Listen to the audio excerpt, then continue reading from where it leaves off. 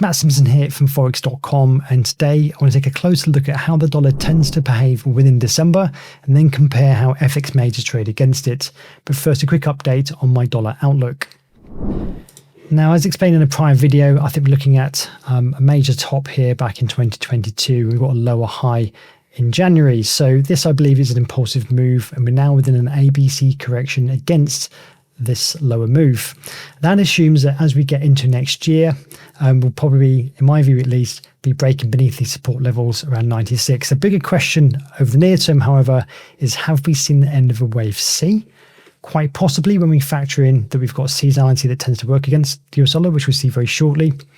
That said, over the near term, we do need to factor in potential for a bounce. It is possible the Fed might not be quite as dovish as expected or wanted, and that could prompt a little bounce on the dollar over the near term. We can see that there is some support at the monthly S1 pivot, little doji here in a bullish sidebar. And again, whilst we're expecting 25 basis point cut from the Fed, if they're not settling 2 or 3 more rate cuts next year, that could have a little bit of a bounce. But as we get to the second half of December, the odds greatly favour a bearish move on the dollar. So I think really at the moment, the bias is prices to not take out this high. Possible we get a lower high on the daily time frame and this bearish trend can unfold. Now, take a quick look at seasonality. The top panel shows the dollar's average and median returns for each month of the year over the past 41 years. The bottom panel shows the win rate, or how often it closes higher on any given month. Ultimately, December tends to be quite bearish for the dollar with a win rate of just shy of 34%, which means it has closed lower around 64% of the time.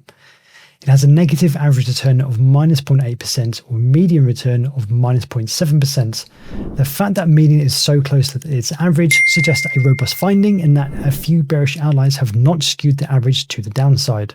But perhaps more importantly, the month's dollar has closed lower, has an average of minus 2.2%. And we know that it tends to close lower around 2 times out of 3. So let's take a closer look at how the dollar performs within December. This chart shows daily average returns for December in the top panel and the daily percentage win rate in the lower panel. I'm looking for multiple days in a row which have both a positive win rate alongside a positive average return or a negative return alongside a win rate below 50% or a lose rate.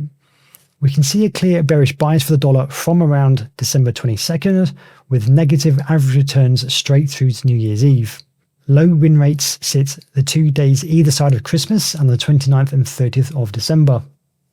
While we also tend to get negative returns and low win rates from December 11th to 12th and 16th to 17th, this might be statistical noise.